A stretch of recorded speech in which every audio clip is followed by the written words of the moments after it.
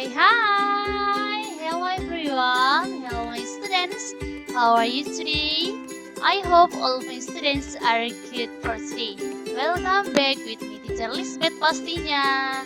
Hari ini kita akan belajar yaitu tema 2, subtema 1, manfaat tumbuhan bagi kehidupan manusia yang pembelajaran keempat. Before that, let's pray. Dear Lord Jesus, we thank you for your blessing, for your kindness, for everything that you have given for us until this beautiful morning.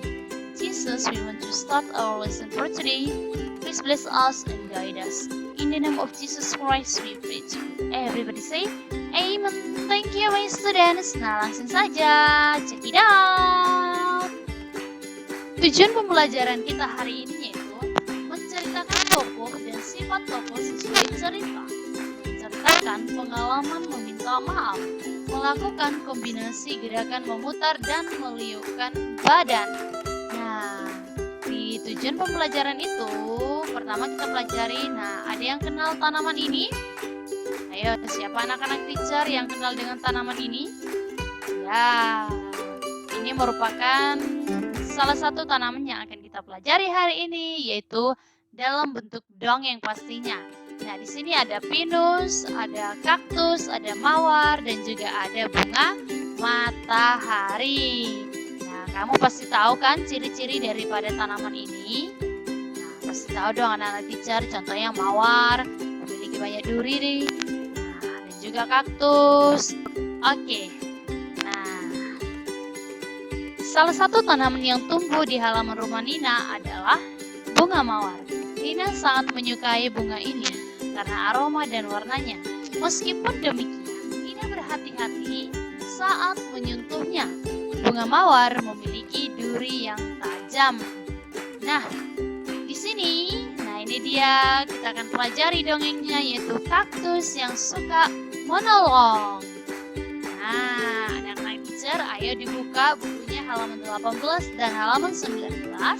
Nah, di situ ayo bacalah cerita tentang bunga mawar berikut, yaitu contoh dongengnya kaktus yang suka menolong. Nah, dari dongeng ini, anak-anak teacher, kamu boleh bermain peran dengan keluarga kamu di rumah, atau kamu boleh baca sendiri juga boleh. Kamu di sini juga boleh melakukan percakapan atau bermain peran dengan keluarga kamu atau siapapun yang ada di rumah kamu.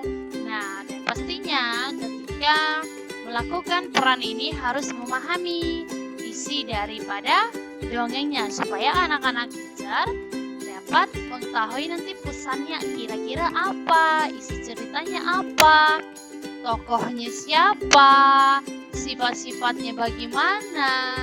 Nah, itu dia mengenai dongengnya ya. Nah, dari dongeng tersebut, setelah kamu mengetahui isi dongeng, ayo berdiskusi. Siapa saja tokoh dalam cerita tersebut dan bagaimana sifat para tokoh tersebut. Nah, kalau dikatakan tokoh, masih ingat kan anak-anak teacher di kelas 2 juga kita sudah belajar dongeng dan menentukan siapa tokoh dalam cerita. Is that right? Ya, pastinya sudah pernah. Nah, tokoh dalam cerita artinya orangnya yang di dalam cerita itu. Siapa yang berperan dalam cerita itu? Nah, itu dia tokoh dalam sebuah cerita. Nah, bagaimana sifatnya? Nah, sifat ini bisa positif dan juga bisa negatif. Contohnya baik hati, rendah hati, suka menolong. Nah, itu salah satu sifat-sifat dalam sebuah dongeng. Kalau negatif contohnya sombong, iri hati, tidak mau berteman dengan yang lain. Nah, itu salah satu juga sifat dalam sebuah dongeng. Nah, bagaimana dengan dongeng kaktus ini? Kira-kira siapa saja tokohnya?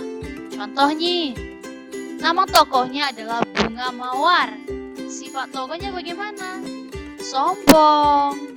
Nah, apa buktinya kalau kamu katakan sifat bunga mawar itu sombong? Nah, kamu perhatikan lagi dongeng tadi, percakapannya. Mana buktinya kalau dia sombong? Nah, ini dia buktinya. Tidak ada yang mengalahkan keindahanku di hutan ini, kata bunga mawar. Nah, itu menandakan kalau dia memiliki sifat yang sombong ya.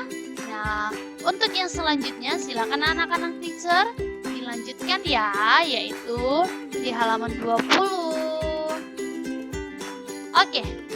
Lalu seperti yang kita ketahui bahwa di sini dari cerita itu bunga mawar berani mengakui kesalahannya kepada kaktus. Bagaimana denganmu? Pernahkah kamu melakukan kesalahan kepada orang lain?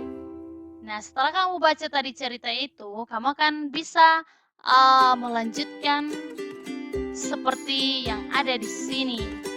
Nah, yaitu kamu pasti dong pernah melakukan kesalahan, ya kan anak-anak teacher?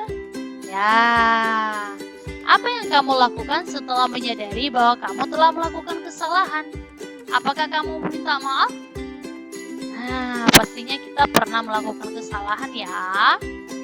Mengucapkan maaf memerlukan keberanian dan kebesaran hati. Kita sebaiknya mengakui bahwa kita berbuat kesalahan terlebih dahulu. Setelah itu kita ucapkan permintaan maaf. Jangan pernah merasa malu untuk meminta maaf ya. Jika kita berani meminta maaf, orang lain akan menghargai kita. Orang yang mau mengakui kesalahannya dan meminta maaf adalah orang yang hebat. Saat meminta maaf, lakukan dengan tulus hati. Jika orang meminta maaf kepada kita, maafkan dengan ikhlas. Kalian juga harus berjanji di dalam hati untuk menghindari melakukan kesalahan yang sama. Jadi anak-anak teacher, ketika kamu melakukan kesalahan kepada orang lain, kamu tidak perlu malu, tidak perlu takut untuk mengakui kesalahan kamu. Baik kamu di rumah bersama orang tua kamu, baik kamu bersama teman kamu yang lain. Ketika kamu melakukan kesalahan, jangan malu untuk meminta maaf. Nah, setelah kita meminta maaf, kita tuh harus berjanji dalam hati supaya tidak mengulangi ya kesalahan yang sama. Oke, anak-anak teacher. Nah, setelah itu silakan ceritakanlah pengalamanmu saat meminta maaf atau saat temanmu meminta maaf, yaitu di tematik halaman 21. Oke, nah hari ini yaitu gerakan memutar dan meliukkan badan. Di pembelajaran sebelumnya kita juga udah pelajari ini. Nah, di hari ini kita akan mengetahui gerakan yang dapat dikombinasikan dengan gerakan memutar dan meliukkan badan. Nah, gerakan ini dapat dikombinasikan dengan beberapa gerakan lainnya. Nah, misalnya apa? Nah, contohnya memutar lengan dan meliukkan badan, menekuk lutut dan memutar badan, meliukkan badan dan menekuk pinggang, mengayun lengan dan memutar badan, dan lain-lain. Maksudnya kita boleh gabungkan, kombinasikan memutar dan meliukkan badan dengan cara-cara yang lain juga ya. Silakan anak-anak teacher boleh dipraktekkan di rumah ya. Oke. Nah, selanjutnya silakan dikerjakan halaman 23. I think that's all for today. Let's pray. Lord Jesus, we thank you for your blessing. Until now, we have done our lesson today. And now we want to continue the next lesson. Please bless us and guide us. In the name of Jesus Christ, we pray to you. Amen. Okay, anak-anak teacher, see you next time and God bless you. Goodbye.